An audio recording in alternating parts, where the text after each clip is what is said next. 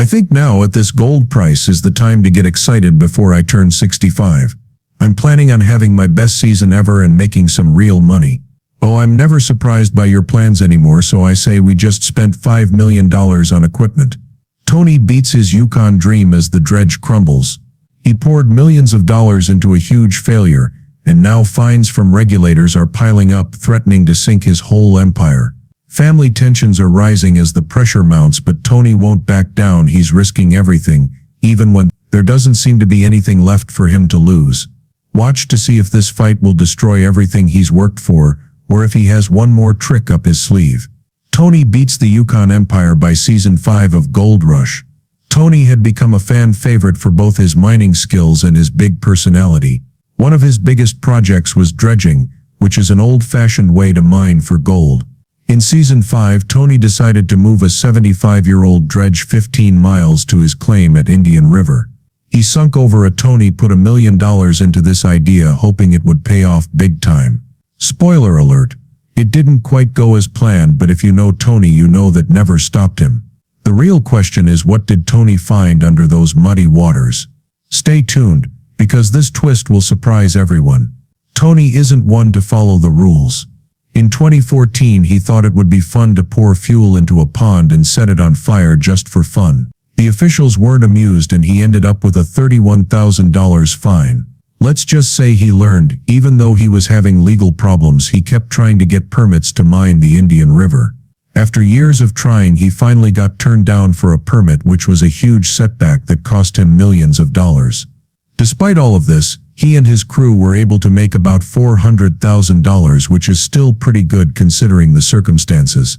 For him, it's not just about the gold, it's also about his family. He's been married to Minnie for over 30 years. Years of marriage, 4 children, and all working in the family business at some point or another. Sadly, they lost a daughter, Jasmine, when she was just a baby. Despite the hardships, the Beets family stayed together and kept things running at home and on the claim. They alternate between the cold Yukon and the warm Arizona, where they have a nice place to relax.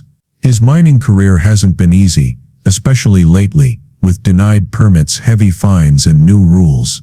He's had setbacks before, but he's always found a way to keep going, whether it's buying new equipment or looking for new mining claims. He doesn't just sit around feeling bad about himself. One of the reasons he's been in the game for so long is that he's flexible. When he didn't get that permit for Indian River, he didn't give up. Instead, he shifted his focus, expanded his operations elsewhere, and kept working hard. That's the thing about him. He always has a plan B, C, and probably D. He cares about more than just mining. His family has always been there for him.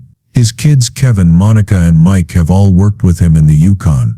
They've grown up learning the trade in the same harsh conditions and sharing in the wins and losses. It's a tough life, but for the Beets family, it's normal. Things weren't always so good. In the 1990s, he and Minnie lost their daughter Jasmine, which was a tragedy that changed their lives. He doesn't talk about it much, but it's clear that the loss affected them.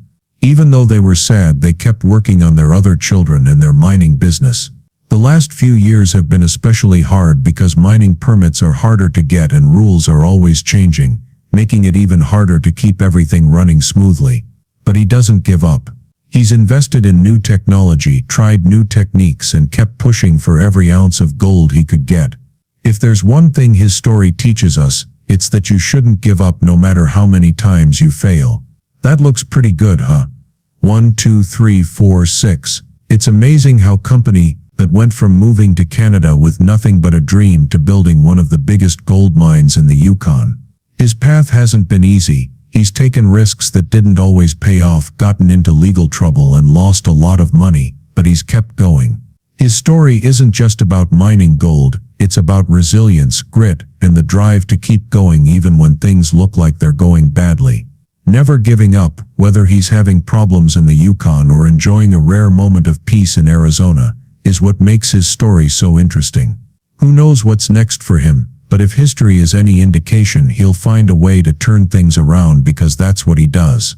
Tony's goal isn't just gold, it's showing that he can do what others can't. His next move is his biggest risk yet. Driven by more than just the thrill of finding gold, Tony Beets became a leader in the through strategy, persistence, and taking risks. His interest in dredging, an old mining method that many thought was obsolete, shows that he could see potential where others saw obsolescence. He went all in, giving huge machinery a second life. Transporting a 75-year-old dredge to Indian River was a monumental task that required taking it apart, transporting it, and putting it back together piece by piece. This risky million-dollar venture wasn't just about the payoff, it was about doing something brave. Even when it meant breaking the rules or making enemies, he kept going. But not all of his risks have been without consequences. In 2014, he was fined $31,000 for pouring fuel into a pond and lighting it on fire for the cameras, which was a reckless move that made him realize he had limits. The fine didn't stop him, but it did add to his reputation as someone who played by his own rules. The Beets story is also about family. Minnie has been by his side through every triumph and tragedy while keeping the books, watching over investments, and taking care of the family while he pursued mining ventures. Their children Kevin, Monica, and Mike learned the value of hard work and resilience by working with their parents in the mines. The death of their daughter Jasmine in the 1990s broke the family's hearts deeply, but it didn't stop them from continuing to raise their children and build their mining empire. The experience made them value family even more, splitting their time between working and spending time with their children. The family finds balance in the Yukon, where the work is hard, and Arizona, where they can relax and enjoy a slower pace without the stress of mining. Arizona is a reminder that all of their hard work is for their family. The last few years have been tough, with stricter rules, it being harder to get permits, and fast changes in the industry. He's spent money on new technology and techniques to keep his business profitable, and even when things go wrong, he keeps going, looking for new opportunities and staying ahead. He came to Canada with only a dream and made it come true through hard work and determination. The Beets family name is now linked to gold mining, not just because of their success but also because of how they deal with problems, work together, and never give up. His legacy is the family he built, and the example he set for others who are willing to follow their dreams. Tony's dream has never been easy. Now that setbacks are happening, he faces problems that would break anyone else, and his fortune is slipping. If you've ever watched Gold Rush, the reality TV show about tough miners who go into the wilds of the Klondike in search of precious gold, you may recognize his name. He's the guy who acts like he has the most at stake in the Yukon, and maybe he does. But today we're not going to talk about his successes or the big win stories. Instead, we're going to talk about something awful. Things have gone so badly that even a tough Viking might not be able to enjoy themselves. To go back a little, this man is known as the Viking. He's a force of nature with Dutch roots and a work ethic that makes most people look lazy. He built a whole gold mining empire from almost nothing. He literally came to Canada with nothing but determination and many stubborn partners. From working as a machine operator to owning one of the biggest claims in the Klondike's journey is full of hard work and determination, but he fell a lot along the way. It seems that the higher you go, the further you fall. After all the years of building and dredging, he loves these old rusty bucket dredges that look like they belong in a museum. Things have gone badly. He spent millions of dollars buying and fixing up an ancient Viking dredge, probably thinking it would print gold.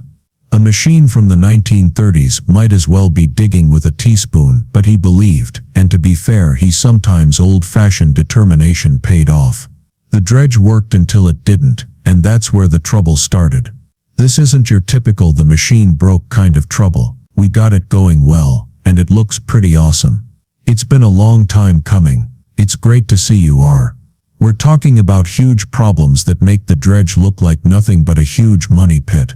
He always gets himself into trouble, but this time it can't be fixed with a wrench and a string of curses.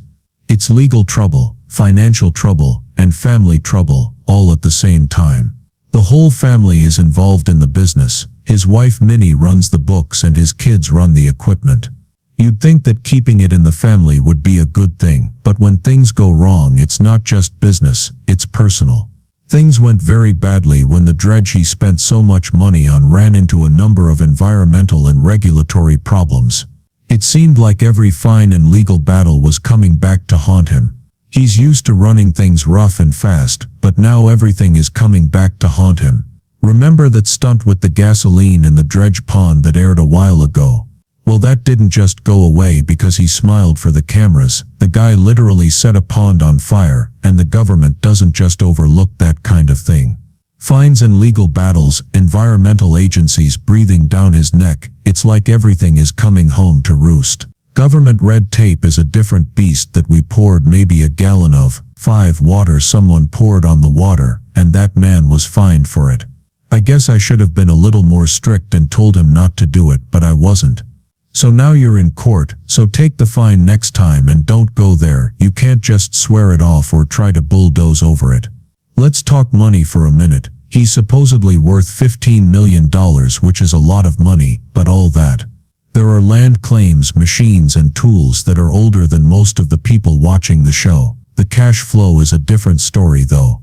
When you're running a high-risk business like gold mining, especially with old tools, it's easy to see how bills can pile up faster than the gold comes in. With all these fines, it seems like he's always trying to catch up. Now add his family into the mix. He's always been tough on his kids, Kevin, Mike and Monica. If you've seen the show, you'll remember how he would yell and get angry. The get it done or else mentality. But when the stakes are this high, it's not just about making a point anymore. Everyone's feeling the pressure. It's like the cracks that were already there are starting to widen. The stress of running a failing business is seeping into every part of the Beets family. You have kids who were trained to take over an empire that now feels like it's about to fall apart, and a dad who won't give up even when it might be the smartest thing to do. And that's the main problem. You could call it determination or perseverance, but there's a thin line between pushing forward and falling off a cliff, and that line may have disappeared a long time ago for him. The guy's been dealt some brutal blows, including regulatory trouble, financial burdens, and problems with equipment that keeps breaking down, but instead of changing, he's stuck to his old ways. It's like he's sure that if he just pushes a little harder and curses a little louder, things will work out. Things should magically get better, but mining isn't magic and success isn't magic either. It doesn't matter if you've worked your whole life or are a Viking with decades of experience. Sometimes the harder you try to fight it, the worse it gets. He's used to being in charge and being the tough guy who makes things happen by sheer force of will, but out here in the Klondike, with the government watching and your machines breaking down, sometimes being tough just isn't enough. Fighters lose sometimes, and maybe it's time to take a step back and rethink things. There may be gold out there, but at what cost? Family problems, endless fines, and a dredge that's more trouble than it's worth. Sometimes the cost of going after rich is too high, and he could lose more than just a few ounces of gold. His whole philosophy is based on old-fashioned hard work, putting in the hours to fight the elements, and doing things the way they've always been done. Although being strong and dedicated can get you far, the mining industry is changing because of environmental concerns. Rules are getting stricter than ever, and even experienced miners are having to learn new ways to keep up. For him, this is a hard pill to swallow, because he's never been one to follow orders and change his ways just because some people in suits tell him to. That's not really his style, but that's what makes this situation even more dangerous, because at some point it's going to happen. Fines, scrutiny, and broken equipment are all things he has to deal with if he wants to keep going. His family is stuck in the middle, trying to hold on while he charges ahead, as stubborn as ever. It's like trying to keep a sinking ship afloat while the captain insists it's unsinkable. Kevin, Mike and Monica have all grown up in this life, so they know the risks and the grind, but that doesn't make it any easier when the odds start to stack against them. Kevin's been there, they are, working hard to keep the machines going, even though they seem to break down every other day. This is the winch motor, which powers the winches that move and control the dredge. Mike has always been the quiet one, doing what needs to be done behind the scenes. Monica, on the other hand, has her own goals and is tough, but even she's starting to wonder if it's all worth it. What do you think Tony should do? Does it seem like it's time to give up? Tell me in the comments below, and don't forget to like and follow for more.